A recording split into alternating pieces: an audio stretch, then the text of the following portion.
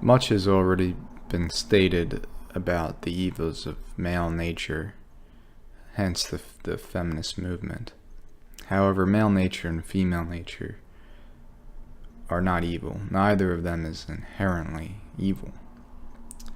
Still, women will, if unchecked, take and take and take and destroy any remaining honor amongst men and in the creations of men. It's instinctively female nature to absorb as many resources and strength as possible for themselves and their offspring. Even if they do not have any children, their biology is still driving them to desire the very same things nonetheless. There is no limit to how far this will go. You see this in everything of value today. Books, novels, entertainment, and now more so even in technical fields, which is especially scary because they are dealing with things connected to nature and reality, and that doesn't correlate with their perspective and worldview. Feminists may not and may never burn books like fascists traditionally do and have done throughout history.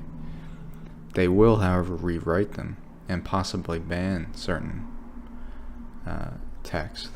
They're already, in some instances, changing them and reinterpreting them in new works, and then saturating the populace with those newly formed works until whatever the original piece of work was is all but lost in the shuffle. Fascists can't work in the same way that they used to, so they have to attack free speech and free thought in a different way, and that is made even more possible in the digital age.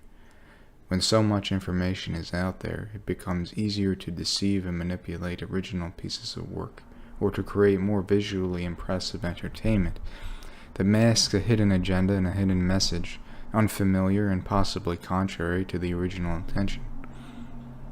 Why are they doing this? They attack original pieces of work because those pieces of work that they attack have stood up to the test of time. They provide strength in the hearts of men and hence become a source of strength to obtain. This is the psychology at play here. Shakespeare's works are not even safe today.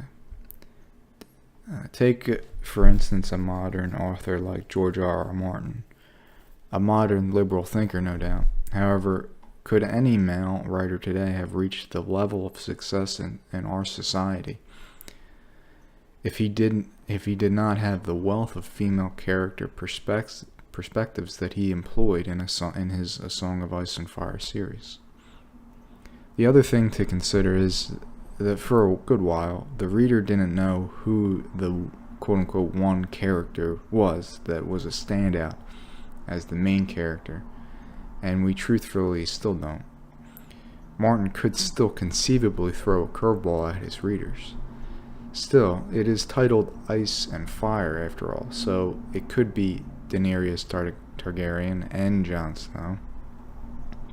Nevertheless, even if that's the case, for modern feminists today, that would still be too much of an affront to their agenda.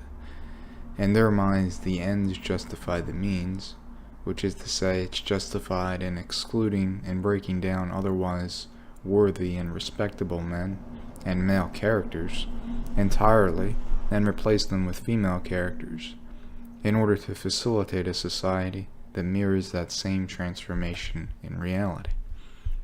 My point here is that if Martin put only female characters in a fantasy novel such as his, it would have most likely been a failure in sales among fantasy lovers and the great masses of our society. On the other hand, if he put only male characters, he most likely would never have been given the light of day in his field, and thus again, failure. If he has pure intent here, he should recognize that it is not possible to do good through bad means. He may agree with the intentions of the left and feminists, but manipulation in our current culture is abhorrent, akin to indoctrination. The other possibility is that he will be intellectually compromised. Power corrupts, after all. Power takes many forms, and Martin has achieved much. I know very little about the man himself, but he may be a man who received very little sexual satisfaction from women when he was younger. If so, that makes him more vulnerable now to manipulation. Again, women destroy the honor in men. They see Martin currently as a source of power and strength, so he may be advanced by many attractive women who could easily manipulate and extract all of the honor, integrity, and strength left in this man. His ability to see clearly the intentions and the means by which those intentions are achieved of the people that surround him may already be compromised, or they may have been compromised from his youth. His ending will be a hook, line, and sinker for the feminists or for the average young man, or he may be trying to strike some balance between the two. However, the path in the story as it has been laid out so far makes it difficult for me to see a resolution to the plot that does not make it clear that one of the characters has the right of it. That isn't to say that other characters are completely inconsequential.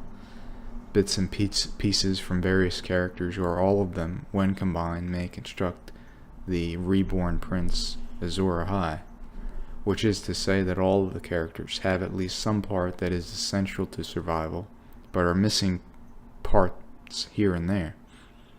There is no doubt in my mind, however, that Jon Snow, at the very least, was the intent for Azor Ahai Reborn. It will be very interesting to see how Martin actually ends his series of novels. It will be clear enough from his writing whether or not his dignity was compromised.